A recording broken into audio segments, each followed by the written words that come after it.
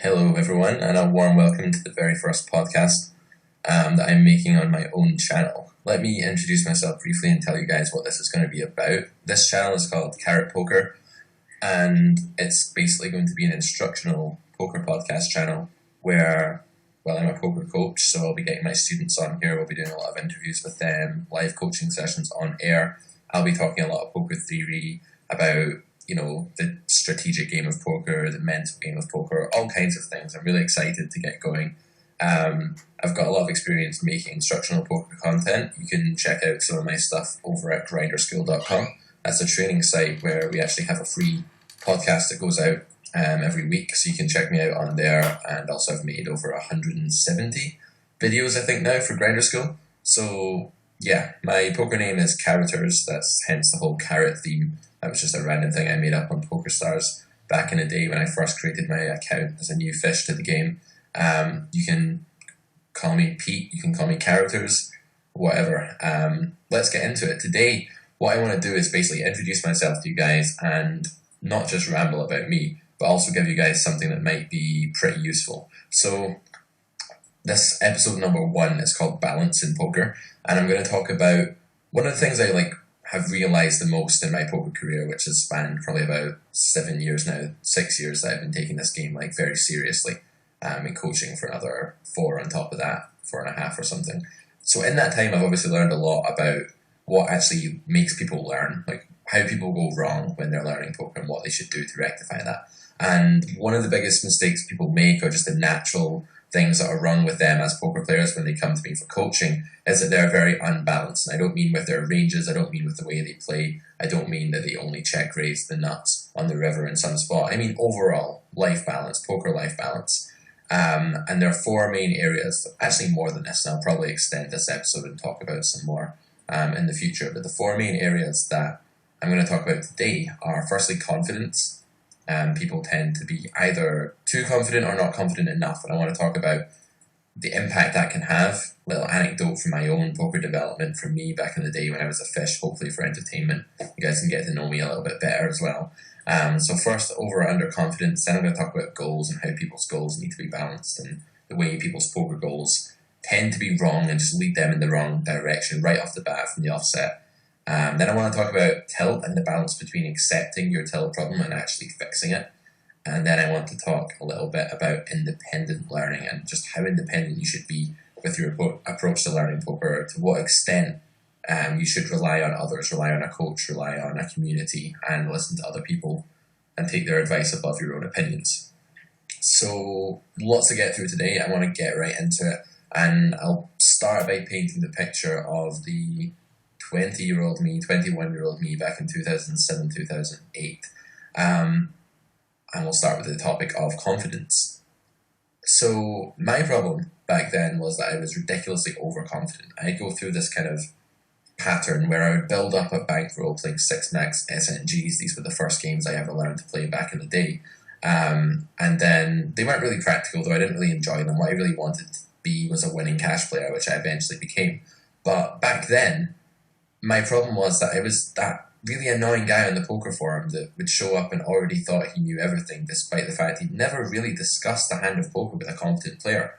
I'd beat my friends in home games more often than not. I would understand how horrible their play was, and because I was playing with the absolute just inexperienced players who don't even take poker seriously at all, could beat them. I thought it was great, and I did have some success at SNGs. So time and time again, I just had this massive ego. I'd go onto forums and I'd be that guy that comes on and says, well, you're wrong because of A, B, and C factors that are just clearly just sound like a beginner's thought process. They're clearly not looking at the full picture.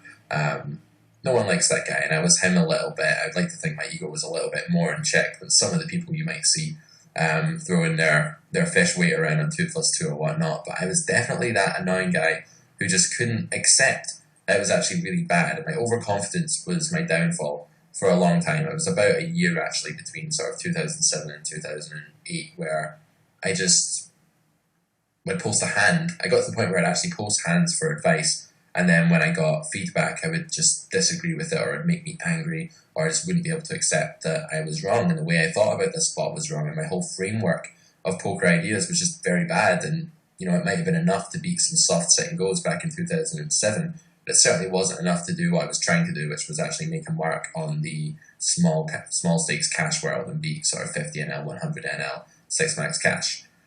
So because of this, I thought that I could take 9 buy-in bankroll and play 100 NL and actually win. And yeah, it led to me busting my roll time and time again, building it on the SMGs, busting it in the cash, going on the forums, defending my bad play, and stagnation, basically. That's what it leads to. Overconfidence leads to stagnation, and constant outrage, basically, because every time I went on one of these fatal downswings with my small bankroll, I just thought, well, it's only because I tilt, or it's only because I'm running really bad, or it's only because I'm working this stupid night shift job in the casino that makes me too tired to focus. So I always had an excuse, and I was never willing just to say, I am bad at poker. And it feels really, really good the first time you can actually sit there and say, wait a minute, these guys who are posting on my hand history for free, giving me their advice, are making a lot of sense. When I sit back and actually think about this, if it was someone else's hand and not my own, once I detach myself from that involvement in the hand on an emotional level, I can see that it's actually bad, and I can see that what they're saying makes so much sense. And that's how you get rid of overconfidence. You first just have to say, I'm a fish, I'm bad at poker. It sounds strange the first few times if you do suffer from this kind of ego problem, but that was when everything started to click for me, and that's when I actually started succeeding. I took advice. I just had this beautiful kind of moment where I knocked my ego to pieces and then gradually rebuilt it over the months and years to come, and got to where I am today, where I'm making a living from playing poker, coaching poker, producing instructional poker content, videos, podcasts, all that kind of thing. And I couldn't be happier because that was what I always wanted to achieve. And the only reason I did it was because I first realized that I was miles away from being there. So overconfidence leads to this circle of stagnation. It's not good. You need to be objective. You need to first say, how good actually am I? Let's put this in perspective. Let's actually have an open mind to what people are telling me. Let's hire a coach and get a real perspective from a more experienced player and just cut the bullshit, basically. And you need to know where you are before you can actually make progress. That's what that kind of life lesson taught me. So that's the overconfidence side of the spectrum. Underconfidence, on the other hand, is definitely no better at all. And when I first realized I was a fish, I guess my game went through a little bit of short-term turmoil back then. I don't really remember all too well, but I seem to remember moving down in stakes, starting from the beginning, and just doubting everything I was doing. And that can be a problem as well, because when you don't believe in yourself, you struggle to form your own judgments about what the right line is. You get to a tough turn spot where you're not sure if you should call turn, call river, or call turn, fold river, call turn, full turn straight away. You just don't know what the best line is. And when you have no confidence in yourself, your brain starts to sort of dart about and just latch on to whatever kind of wisdom it half remembers from the past. So any video that you watch where an instructor once folded a turn in a completely different spot for different reasons and what's going on in your situation at hand, you might well, if you're underconfident, latch onto that and actually end up just making a bad fold because your brain is too scared to think independently, and you're actually afraid you don't have the confidence, the belief in yourself to actually apply your own reasoning and your own problem-solving ability to the spot. And if you're a poker player, you're probably quite logical. If you're not logical at all, you probably shouldn't be playing poker. So believe in that logic. You're a rational person. You can solve problems. That's why you're attracted to this game. You can develop logic, but you're going to need some initial degree of it in this game for sure. So believe in that, and no matter what your level is, always try on your own, and always try and understand things in your own mind instead of just blindly monkey see, monkey do, copying advice is echoing around your mind from the past. So those are the two biggest problems my students have with confidence. Is they're not in the center, they're one side or the other of the spectrum. Usually they're underconfident because they've not had success, they've had a frustrating time so far, and they're trying to get on track. And sometimes I get to give them a bunch of confidence by saying, actually, you do these things really well, and encourage them to use their own thought process rather than latching onto these bits of advice that they don't truly understand. They're just applying in all the wrong situations. Okay, so that's confidence. My advice there is basically just to work with other people, articulate your own thought process, just get really used to saying what you think about things, and never assume that you're good at poker without actually having great empirical evidence that says that you are, because it will just, take it from me, it holds you back to be that ego-crazed kid. As you grow up, this gets easier, but I think when you're young, you have a lot of ego, and you need to get that in check. Let's move on to goals. Goals in poker are a really, really important thing. I make sure that all my students constantly have goals. They're at no point in the coaching with me, like in between sessions, will they not have at least a good long list of goals that they can work on, both with their technical poker game, leaks they're trying to fix, with their mental game, and with their practical approach to poker. What can they do to make sure that their action plan is correct for them? What measures are they taking to make sure that they play the right length of sessions, the right number of tables, the right games, that they're table selecting well, that they're not playing tired, that they have a professional approach to it and minimizing tilt and that kind of thing. So my anecdote for this part of the podcast on goals is my poker action plan from, I think, summer 2007. So going way, way back. And at this time, I lived in this flat where we had no internet access. It was like a bunch of 20-year-olds living in this flat together, doing all the things, partying all the time, doing whatever 20-year-olds do. And I was obsessed with the idea that I was going to be a professional poker player. That's all I wanted. I would tell people that I was a professional poker player, even though I wasn't, just because I'd made like $1,000 that month from running good or whatever. That's what I wanted more than anything. I quit my job and worked night shift as a croupier in casinos. You can tell, I must obviously have a pretty games-orientated background. I worked in casinos, I played poker in my spare time, and my life was just basically gambling-related stuff, I guess. But I hated that job because it was extremely slow and boring, and it was a dead casino with no traffic. I won't bore you with the details, but I quit that job because I did okay one month and thought that I was going to be a professional poker player. And I had a plan racked up where in a matter of weeks I was going to go from 100 NL, which I was playing, by the way, with an 11 buy-in roll, sometimes less, sometimes a bit more, depending how it was doing. I would cash out from that roll to survive, to feed myself and go out and drink with my friends or whatever I wanted to do. And just completely unrealistic idea, because 11 buy-ins, you can have an 11 buy-in downswing even if you're 8 big blind per 100 hand winner. It's very, very common. 11 buy-ins is nothing. And not only was I completely underrolled, but my action plan actually laid out a progression from 100 NL to 1020. That's 2k NL, in other words, over about 2 months. So every 2 weeks I was going to move up in stake until I'd done that 4 times. And there was no thought as to how I was actually going to achieve this. Is my game good enough? Nothing like that. It was just no. I'm going to go down to the internet cafe across the road from me, get a bacon sandwich, sit there and play poker all day until I have to go to work. And I'm just going to do that until I'm making thousands and thousands of pounds and I'm really, really rich and all my friends envy me. So, yeah. I mean, the 20-year-old me is a terrible example because he's just such an unbalanced, unrealistic person. And sure, most 20-year-olds aren't actually like that. But, this action plan was awful, and it's not uncommon today that my students will actually send me their own action plan and it will have all the wrong kind of goals on it. So goals that are unrealistic and goals that have no empirical justification. They're merely desire-based. And that was the problem with my goals. They were solely based on my desire. When your goals only reflect what you want to happen and not what you actually empirically think can happen based on what you know about the game and what you've observed, then it's very, very difficult to set the right goals because you're just not in a realistic framework.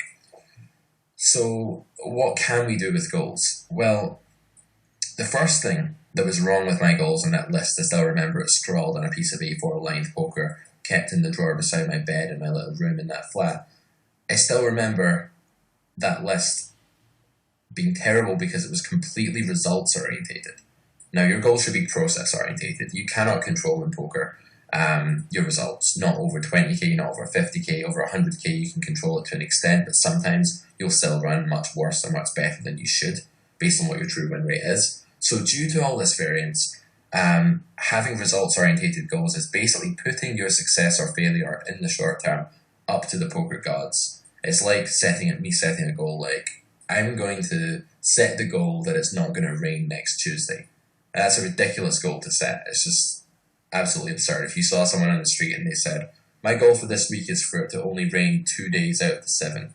Well, living in Scotland, I would say, well, that's pretty unrealistic, man. But you'd think this guy was a lunatic, right? But when my students come to me and they say, my goal is to have a 24 big blind per 100 win rate at 5NL over the next 2 weeks, and then move up to 10NL after that and build a bankroll of 600, at which point I'll take a shot at 25NL and run at least 6 big blinds per 100 over 5k hands. They're basically just saying, I want it to rain this much, I want this to be on the news tomorrow night. They're trying to make like psychic predictions about things that are completely out with their control. And not only predictions, but they're trying to make goals. They're trying to actually enforce some kind of superhuman will over the short-term future and impose some kind of omniscient power that's going to cause all these things to happen. It doesn't work like that. Your goals need to be process-orientated. So here are some bad goals. For example, get to 50NL by September. Common goal I see all the time. You can't really control that because even if you are playing like 100k hands a month, you still might not achieve that, although it's certainly more reasonable in that case. But when you're playing 15,000 hands a month and it's already June or whatever, then you're basically saying over the next 45k I'm going to ascend 2 stakes, and it's just very unrealistic and very subject to variance. Here's another one: make enough money to pay off my credit card. Again, monetary orientated goals are terrible. They're just as bad as like win rate orientated goals. It's the same thing. Here's another one: win at 7 big blinds per 100. Not only is your win rate completely out with your control in the short term, and I'm talking over 20k, 40k, 60k, it's out with your control. It becomes slightly more within a range of control, or a likely range of control as you move up confidence interval, but it's still totally out with your control. So you can say, it would be nice if I was winning at 7 big blinds over the long term, if that was my true win rate. But you cannot control the actual manifestation of that win rate in small samples. So these are awful goals. They're goals that when you fail them because they were out with your control to begin with, you're going to start blaming yourself. You're going to like wonder, is poker for me? And the problem is that you had the wrong goals to start with. You had results-orientated goals when you should have had process-orientated goals. So here are some examples of good process-orientated goals. And these are things that might not guarantee you money straight away, but you should reward yourself for having because they're really useful. So, for example, design default ranges versus my population for 3-betting in a certain spot. So this is just something that's going to help you make higher EV decisions all the way through through every session in very common spots. And it's something you can pat yourself in the back for when you've done it, because you've just created a roadmap that will save in-game valuable processing brain power and will just give you a very good default strategy with which you can sort of move off in whatever exploitative direction you want if you want to then exploit the competition. But it gives you a good starting point, and that's very, very important in poker. And achieving that goal is basically to increase your win rate. You can't control your actual observed win rate in a small sample, but you can increase what your true win rate is, even if you never actually see what it is until you've played like 500,000 hands. Okay, another good goal: set a stop loss and implement it to combat my tilt problems. We'll get to tilt very shortly, that's our next topic. And another good goal: post a certain number of hands in the study group per week and engage with responses. So I run a study group on Google+. It's one of the benefits that my students get as soon as they buy a coaching package from me. They're given membership forever, basically, into my forum. And this is like not just a forum like 2+2 where, I mean, I'm sure there are some good posters on 2+2 and things like that as well, but it's not the kind of place where people are just at each other's throats and posting one-word answers and just throwing their ego around and saying, oh, you donk, you should do this. It's a very instructive learning environment where students are encouraged to give their own thoughts on the hand first, then they get feedback. And it's just very like, it's like being in university, being in like a seminar or tutorial. Discussion is mandatory, and getting those neural processes in your brain stimulated, the ones that are going to make you think the right thought processes to make good decisions in poker. That's what we're all about. Lots of discussion, lots of mutual support. So basically, I always set goals for my students, like be active in the group and use that community. We'll get to that as well in the fourth topic, which is how much you should rely on others rather than thinking things through on your own. So number 3, I want to talk about the balance between tilt acceptance and tilt busting action. So let's get back to 2007, and I'm picturing myself in this dingy little internet cafe with the kind of like 2002 style keyboard, the big clunky keys, and the clicky mouse that when you click it, it just makes this horrible high-pitched sound. You know what I'm talking about. Doesn't even have like a scroll wheel or anything. It's like so old. So I'm in this place and I'm firing up 2 tables of Party Poker 200NL, even though I only have $1,200 in my roll. And if I win, great, I feel amazing. Am I beating the games? Probably not, because I'm extremely tilty. And I'm tilted because I'm underrolled and all my goals are wrong, like we just talked about. And what I do every time I get stacked is I move up in stakes and play 200 if I was playing 100, or maybe 400 if I was playing 200. And just say, okay, I got stacked, I need to get that money back, because otherwise I won't meet my goal of being at 400 NL with 10 buy-ins for it next week. Totally ridiculous, but funny when you think back from where I am now, I guess. So I would like click the blackjack button that would pop up on the table. It was like party poker, there'd be like this like ace and jack would be on the table, like 21 above it, and I get stacked and I just hit it and I bet like exactly how much I just got stacked on blackjack. Now this sounds like a complete degenerate, right? Complete gambling addict, like something really wrong here psychologically, and there was. And the problem was that I had extreme tilt problems. I was emotionally very immature and didn't know how to really regulate my emotions. And I was placing like my life success at the time on this underrolled venture into online poker that I had no idea what I was doing.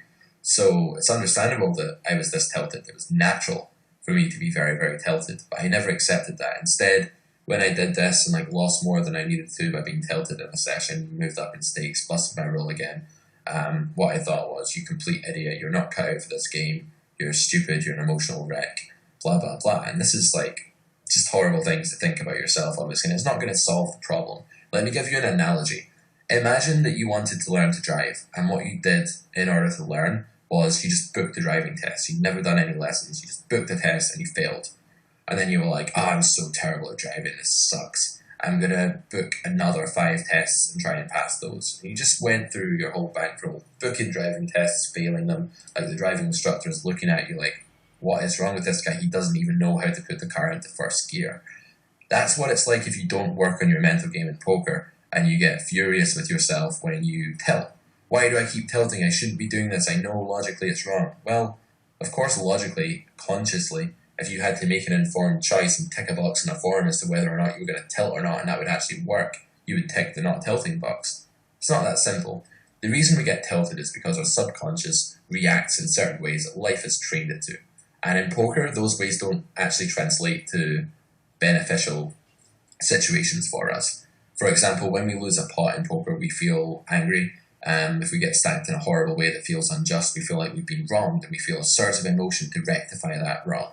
And that's like in life, if someone comes up to your door, here's an example from last week, my neighbour came and started shouting in my face because she's horrible, and one of these old kind of bitter ladies. So that was like really weird, like to have someone just shouting and swearing in your face. And my initial reaction, of course, was to be like, wow, I'm really mad because someone's shouting at me for no reason. And that's maybe kind of justified, might not be the best way to approach it, but in life, that's to protect me. Like if I get mad and I retaliate, then I fight, and I don't have to take that again in the future. It makes sense. In poker, if you get mad and you fight, i.e. you go and tilt, you just lose more money. It's even worse for you. So there's a disconnect between poker and life, and that's why we tilt, and it's a subconscious thing. So we can't treat it just by trying to have like, just by reasoning, this is illogical and expecting it to go away. What you're doing is that you're actually going through your whole poker life like the guy that books 50 driving tests without taking one lesson. Work on your mental game. But how do I work on my mental game? You might be asking. Well, I have an approach to this that I teach my students, and I see the mental game in poker as very, very important as well. It's not just about the strategic game. It's about getting your mental game in place so that you don't undo hard-earned strategic gains in your win rate and your play by tilting and just playing your C game when you should be playing your BRA game. My first piece of advice here to students is about mindfulness and acceptance. If you are in denial about the fact that you tilt, or you suppress that you tilt at the time when you're actually playing a session, then it's very, very difficult to ever quit that session or to ever deal with the problem. Some of the angriest I've been in my life, like over a sustained period, was when I didn't accept that I was like getting angry a lot. When I was playing poker back in the day, or I was just like going through a phase where I was really mad all the time for whatever reason because I was unhappy, I didn't accept it, and I didn't think it was unjustified. I didn't think it was ridiculous, and it was ridiculous. So when you tilt and you're like punching your monitor and like kicking your cat or whatever, one guy famously on 2+2 stabbed himself in the leg and almost died. If you're doing things like that and not actually thinking about them, like mindfully, then they're not going to go away. So one of the things I did to actually help my poker anger and my tilt back in the day was that eventually I read a bunch of stuff about about mindfulness and just accepting it. And in life this works too. And I just said, I'm angry right now. In poker, I'm tilted right now. Why am I tilted? I'm tilted because my brain is making an emotional response to the fact I just lost that hand. It's designed to do that. Okay, now I feel a bit better. I've accepted it. It seems kind of ridiculous now, and you do move on from it when you accept it, but you first have to embrace that you feel angry. If you don't, if you start suppressing it, it builds and builds and builds even more. So definitely mindfulness and acceptance is the first thing. Do you have a tilt problem? Yes, I tilt all the time, but I know it's because of this, and I recognize it when it comes up. So there are two sides to this coin. There's in-game recognition of tilt, where you identify it. First of all, you lose the big pot, you feel the surge of emotion. What are your triggers? What actually sets you off here? Getting sucked out on. How do you know you're tilted, basically? So you have the cause, and you identify that it's happening. I know it's happening because my face has gotten red and I'm shaking and I'm like punching a cat repeatedly. You know you're tilted if you're punching a cat repeatedly. I mean, you must be, otherwise you're horrible. I mean, it's not even really an excuse to punch a cat, but you know, you get the picture. You've identified it. Then you accept it. Okay, I am punching the cat. This is happening right now. This is going on. This is because my subconscious has designed this response for me to take out my anger so that I can do better in life. I've evolved this mechanism. When you're really open and accepting about it, you know, I can help you a lot to actually just get over it and realize that you are above it, that your conscious mind is above it and can actually conquer it. When you accept it, your conscious mind can triumph. Now, another thing I do with my students is called the mantra approach. Recently I went over to New Jersey where one of my students lived. He flew me over there and I stayed with him in his house and we worked on his game as well as playing some live poker or whatnot for a couple of weeks. And he had some mental game issues, and he also had a laminating machine, and these two things kind of worked well together. So I got a bunch of cards and printed out some nice color-coded cards with mantras that I thought would fix his mental game. For example, money not lost is every bit as good as money won. He knows that money not lost is every bit as good as money won. He knows that consciously. He would not disagree with that if you asked him in a logical manner back then, but he wouldn't know it subconsciously. And therefore, when he was in a pot where he could hit the fold button and make a good fold, he just wouldn't do it. He refused to do it because subconsciously, he didn't know that. He did not know that money not lost was every bit as good as money won. So the mantra approach is all about just getting these things in your everyday poker life, having them on screen, having little laminated cards, whatever, saying them to yourself. You know them consciously, sure, but what you're doing is you're reminding your subconscious that this is the case until you've learned them subconsciously. It takes a much longer time for something to become ingrained in your subconscious as it would in your conscious mind. So that's my mantra approach. It works really well. And yeah, just remember, relax. If you're tilted, you're not irrational. Your conscious mind is still rational. It's just that you have these deep underlying innate processes that are there for a reason. They're interfering with poker. It's your job to find out how you can stop that happening. There's nothing wrong with you. You're not like mentally ill because you tilt. Everyone tilts to some extent. You just need to figure out how to best train your mind to deal with it. And the first step is mindfulness and acceptance. And the second step is to remind your subconscious of what you actually know consciously. Because when that knowledge trickles over into the subconscious mind, that's the most powerful part of your brain, especially when emotion is heightened. And that's what's going to help you deal with tilt. So you have to accept your tilt, but you also have to take action. It's a two-step process. It's a balance. Okay, lastly, I want to quickly talk about independence. How independent should I be as a poker player? So here's my anecdote for this one. And it's more of a modern anecdote. We're going away from the crazy, punching the keyboard in the internet cafe me and moving on to the, I guess, more grounded, sensible, logical me who's actually a poker coach and now has the job of helping others to get over these things. So most of my students, when they come to me for coaching, are lost due to one of two imbalances. Either they're over-reliant on the material they've studied, and by that I mean they don't fully think about the things they've learned on their own. They don't create their own neural pathways. They don't create their own way of reasoning based on what they've learned. They just say, okay, I saw that happen by that instructor who I like, so I'm going to do that. And they don't realize the subtle differences in the spots, or even frankly blatant differences sometimes in the spot. And they're just completely misapplying everything they've learned. It's monkey see, monkey do, copycat behavior. That doesn't work in poker. Well, maybe to an extent it works, but it's not the way to go. You want to reason through a spot. You want to know what factors are relevant and how to assess those factors. You don't just want to say, oh, he made that play in a similar spot, so I'm going to just recognize that pattern and do the same. It's not a good idea. So that's one part of it, is that you can be completely over-reliant. You can also be under-reliant and lock yourself in your own sort of sphere where you've made all these opinions about the game without consulting others, without working in a community like my study group, without having a coach, without being part of a poker community. And those things are really essential, because when you lock yourself away in your own sort of sphere, what happens is you start to form a lot of your own beliefs, and these are not always based on the biggest sample or the most objective picture. For instance, you get stacked a lot one week, so you just form the belief that you should fold in all these spots you'd never normally fold, and your game over adjusts and you begin making a lot of mistakes. You're too under reliant on other people. You're basically just trapped within your own mind, and that's never good. So you really need to get out of the cocoon of your own mind in this situation and seek help, seek coaching, seek advice from other people. As a coach, it's my job to help people find that balance between over and under reliance. And the way I do it is with approach to coaching, I guess, that I've developed. I've been coaching for 4 years, but I've developed this over the last 2 years, and it's called the Student-Centered Guided Model, SCGM.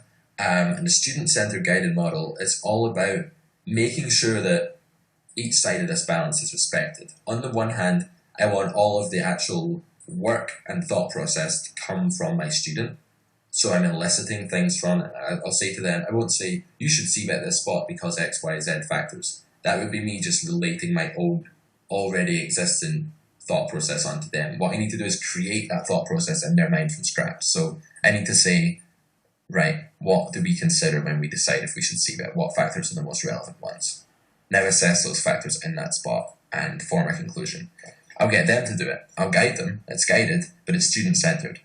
And this is something I picked up and really embraced when I started teaching English as a foreign language. If you just tell people how to speak English, it doesn't work. You need to get them doing it. You need to get them in the driver's seat. And poker is no different. You need to get them reasoning through the spot. So I supplement this model with homework, with the community, exercises, quizzes, loads of stuff in between, goals in between lessons that students should work on. It's always guided to stop people being lost. When they come to me for coaching, they usually start off lost, and that's fine. But it's student-centered, and they are the ones that are going to be responsible for forming their own thought processes. There won't be any monkey see, monkey do. They will build up their own poker skill set. And given they're the ones that have created it with my help, well, we're kind of creating it together. It'll be much easier for them to remember and actually apply. It's amazing how much can make sense when you're in a coaching session, only to find that if that coach is just talking at you, yeah, you agree with everything he's saying at the time, you respect his opinion, all seems logical, then you're on your own, you can't even apply a single bit of it. So that's why I developed this model. It's had good results so far, and I think it's really important to elicit and to keep the focus on the student while guiding them and giving them a direction to learn. So yeah, that's the end of this first podcast section. I hope you enjoyed it. I hope that you will find a bit more balance in your poker game now if you suffer from any of these aforementioned 4 imbalances. I'm going to be making regular podcast content for you guys. Do check out my other stuff. There's free stuff on Grinder School podcasts as well. You can look for those on iTunes. And also just for more information on me as a coach and my services, packages, pricing, whatever, check out my website, which is at www.carrotcorner.com. Google Plus group is under the same name, but you'll need to be my student before you can join that. It's a private community. So also get in touch with me. You can see my details on my podcast page, but my email is admin@carrotcorner.com. So shoot me an email if you have any poker questions, you're thinking about getting coaching, there's anything you want to ask. And yeah, I'm going to have a lot more poker content for you guys soon, including interviews with my students. We'll be tracking their progress, seeing how they're doing. So yeah, this podcast is for all you guys out there who are trying to make it in the poker world, who are sick of just listening to some tournament baller talk about jetting around the world and how he won a huge pot for $500,000. This is about real life, making it as a grinder in the real online poker tough environment that has become. So I hope to be of service to you guys in the future, and I hope you enjoyed this podcast. Thanks for listening.